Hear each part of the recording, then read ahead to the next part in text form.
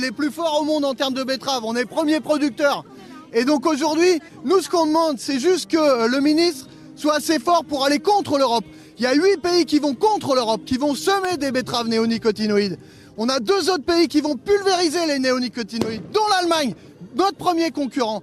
Et donc c'est inacceptable qu'aujourd'hui, nous et le gouvernement soient les doigts sur la couture à respecter toutes les règles alors que tous nos concurrents ne vont pas les respecter. Moi je suis agriculteur, je vais perdre 40 tonnes cette année puisque j'ai pas de protection. Je vais perdre 40 tonnes hectares. Mon revenu c'est 20 tonnes hectares. Donc les 20 dernières, il faut que je les mette de ma poche pour tenir la filière. Je vais les mettre une année, je les mettrai pas 2. Et derrière moi, tous ceux qui sont dans les usines, ils tomberont. Et c'est ça le problème, c'est ça. Il faut être conscient qu'à un moment donné, l'Europe nous fusille. Il nous faut des moyens de production. Si on manifeste aujourd'hui, c'est pas pour avoir de l'argent, c'est pour avoir des moyens, pour pouvoir produire. Hier, on manifestait pour les retraites, pour être à la cool. Nous, on manifeste pour pouvoir travailler. On veut des moyens de production. L'argent, ça ne suffit pas. Ça peut faire la soudure temporairement, mais ça ne suffit pas.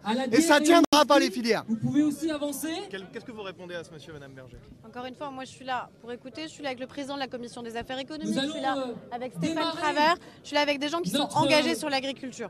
Pour dire qu'encore une fois, nous ne voulons pas qu'il y ait des décisions franco-françaises qui viendraient fragiliser notre modèle agricole, qui viendraient fragiliser la souveraineté agricole et la souveraineté alimentaire qui est la nôtre. C'est là-dessus qu'on va se battre, nous, au Parlement. Donc voilà la réponse que moi j'apporte. Nous ne sommes pas membres du gouvernement, nous sommes des parlementaires, nous sommes là pour faire la loi, nous sommes là pour être efficaces, nous ne sommes pas là pour mentir aux agriculteurs.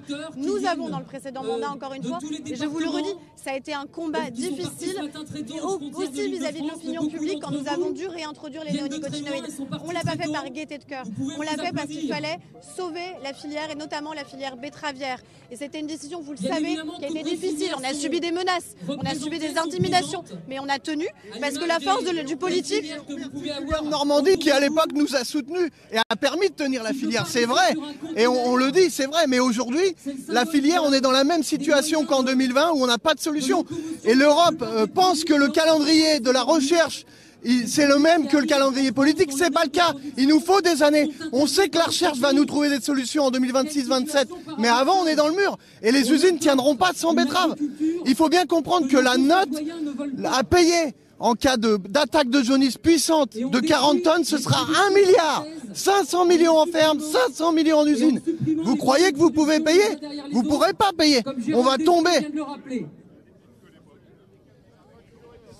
Alors pourquoi